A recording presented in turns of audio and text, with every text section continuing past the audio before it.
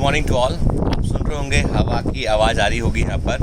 Actually मैं morning walk के लिए ऊपर छत पर आया हुआ हूँ, और लेकिन अभी क्या है, हल्का हल्का बूंदाबांदी हो रहा है यहाँ पर, है ना। मतलब हवा तेज़ चल रही है पर हल्का हल्का से पानी गिर रहा है। तो मैंने कहा चलो ठीक है, कैमरा मेरा ख़राब ना हो जाए सेलफोन, इसलिए मैं जो है वो एक शेड में नीचे जो है रिकॉर्ड कर रहा हूँ उसको। इसके बाद फिर मैं वॉक करूँगा।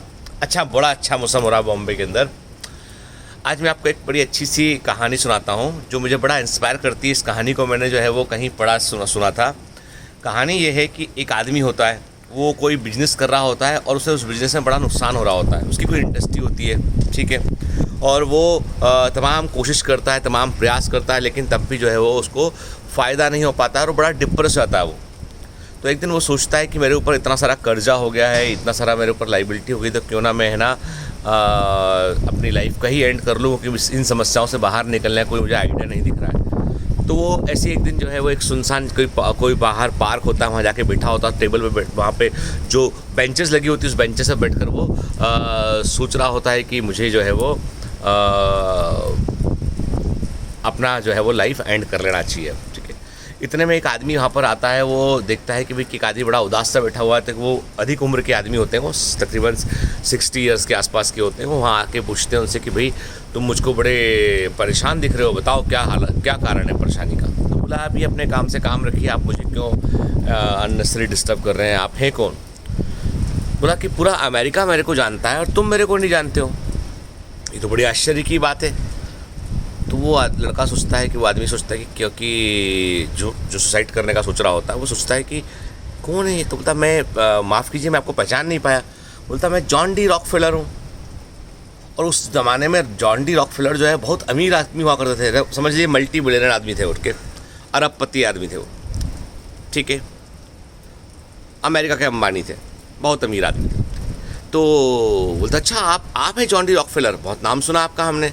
बोला हाँ, तो हम वॉक के लिए कई बार यहाँ पर आते हैं, तो हमें आप आज देख के लगा कि आप बड़े परेशान दिख रहे हैं, तो हमें वजह बताइए, हम आपकी परेशानी का कुछ ना कुछ सॉल्यूशन ढूंढते हैं, हम तो समाज सेवा में कई काम भी करते हैं। तो उसने कहा कि साहब ऐसा है कि मेरी एक इंडस्ट्री है, उसमें कई लोग काम करते हैं और मैं कुछ महीनों से उनकी सैलरी भी नहीं चुका पा रहा हूँ, कंपनी बहुत नुकसान में है और बहुत बड़ा कर्जा हो चुका है, तो I just decided to end my life. बोलता कि इतनी सी बात, बस कितना कर्जा है। वो बताता है कोई एक अमाउंट बताता है कि इतना जो है वो $1,00,000 का मेरे ऊपर कर्जा है, ठीक है। तो बोलता ठीक है हम तुमको चेक दे देते हैं, ठीक है। तो वो एक चेक काट के दे देते हैं उसको। बोलता देखो ये सा ही हमारा चेक है ना, ठीक है, जो तुम्हारा कर्जा है उससे डबल अमाउंट का चेक काटा है हमने, और तुमको जब मर्जी पड़े तब तुम हमको वापस कर देना, ठीक है, ठीक, टेंशन मत लो, तुम इसको लिए अपनी लाइफ को खतरे में मत डालो। अब वो आदमी वो चेक को ले लेता है और अपना ऑफिस लौट के आता है। अब उसको पता है कि मेरे पास जॉन डी रॉकफेलर का चेक है जिसमें कोई डेट भी नहीं डाली। उन्होंने कहा जब भी तुम डालना हो डेट डाल देना, इसमें अमाउंट डाल देना बैंक के अंदर, मैं बोल रहा हूँ, मैंने साइन करके दिया, ठीक है। तो वो कहता है कि चलो ठीक है, मेरे पास जो भी मेरे पास कर्जा था उसको चुकाने के लिए मेरे पास में चेक है, जब भी मैं चेक को बैंक में डालूंगा पैसा अकाउंट में जाएगा, मैं कर्जा नाम चुका दूंगा, तो क्यों ना एक बार दम से काम किया जाए। तो वो क्या करता आदमी है ना, वो पूरी शिद्दत से, पूरी मेहनत से जो है अपनी इंडस्ट्री को दोबारा खड़ा करता है और जमकर मेहनत करता है, ठीक है। मतलब अपने प्रोडक्ट के लिए अपने नए इनोवेशन करता है। वो चेक को वो लॉकर में, उसके घर में, उसके ऑफिस में एक लॉकर होता है, उस लॉकर में वो चेक को रख देता है कि जब जरूरत पड़ेगी चेक को मैं कैश कर लूँगा और सारा कर्जा निकाल के बाहर। अब उसकी इंडस्ट्री चल निकलती है, बहुत बढ़िया काम करता है वो उठ के, और जो है वो उसकी इंडस्ट्री के सारे डेट जो होते हैं, जितने भी इसके उधार ऋण होते हैं वो सब चुक जाते हैं, और भी एम्प्लॉयज़ अंदर आ जाते हैं उसमें। और वो कुछ महीनों के अंदर वो आदमी वापस से अपनी इंडस्ट्री को जो है रिवाइव कर लेता है और वापस से जो है वो बहुत बड़ा आदमी बन जाता है वो। अब उसको याद आता है कि यार आज के 6 महीने पहले, 7 महीने पहले जो है मैं कितना परेशान था, अपनी खुद की लाइफ लेने के बारे में सोच रहा था, और अब देखो मेरी इंडस्ट्री में इतने सारे लोग और काम करने लगे हैं, हम प्रॉफिट में भी हैं हम लोग, ठीक है, और हमारी इंडस्ट्री काफ़ी नाम भी हो गया है, तो क्यों ना उस सज्जन को जाके वो चेक लौटा दिया जाए उनको, जो रॉकफेलर साहब को। तो उससे वो जब चेक दिया होता है तो वो पूछता भी साहब मैं 6 महीने बाद आपको, 7 महीने बाद आपको मिलूंगा, तो कहाँ मिलूंगा। उसने कहा भाई एक काम करना, तुम हमको है ना उसी पार्क में मिलना, मेरे ऑफिस मत आना, तुम मुझे पार्क में ही मिलना, ठीक है, क्योंकि ये पार्क की बात पार्क में ही ख़त्म होना चाहिए। तो वो आदमी कुछ दिन तक उस पार्क में रोज़ जाता है, देखता है कि भाई कभी तो आएंगे वहाँ पर। वो रोज़ मॉर्निंग में जाता है। फिर एक दिन जो है उसे दिखाई पड़ते हैं, वही सज्जन दिखाई पड़ते हैं, और वो हॉस्पिटल का गाउन पहने होते हैं, आगे आगे दौड़ रहे होते हैं, पीछे पीछे उनके जो है वो दो नर्स और एक वार्ड बॉय टाइप का जो व्यक्ति होता है वो दौड़ रहा होता है, और उनको वो पकड़ लेते हैं। तो ये भी दौड़ के वहाँ पहुँचता है कि भाई क्या हो गया, भाई इनको क्या हो गया, तुम लोग इनके पीछे क्यों पड़ रहे हो। तो वो जो आदमी जो पकड़ता है उनको बोलता है कि अरे साहब ये जो है मेंटल, इनको बीच बीच में क्या होता है, दिमागी दौरा पड़ता है इनको, और ये क्या करते हैं, एक चेकबुक जेब में रख के घूमते हैं और जो मिलता है उसको चेक फाड़ के देते हैं, बोलते हैं मैं जॉन डी रॉकफेलर हूँ। तो इनको फिर हमें कुछ समय के लिए मेंटल हॉस्पिटल में ले आके इनका इलाज करना पड़ता है, तब ठीक होते हैं, फिर छोड़ते हैं, फिर इनको एपिसोड आता है, फिर ऐसे ही करते हैं ये।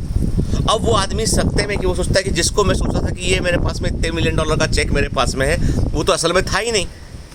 ये तो आदमी जो है वो मेंटल केस से आदमी है, वो तो असली जॉन डी रॉकफेलर थे ही नहीं।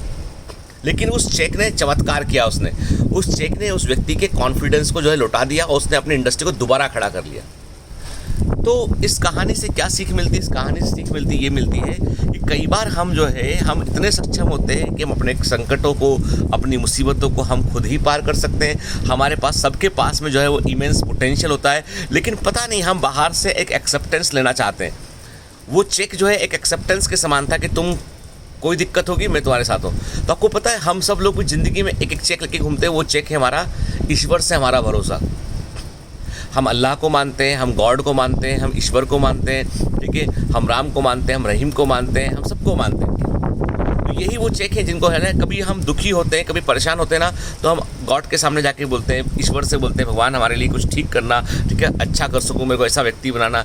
तो वो चेक के समान ही है, ठीक है, कॉन्फिडेंस है वो।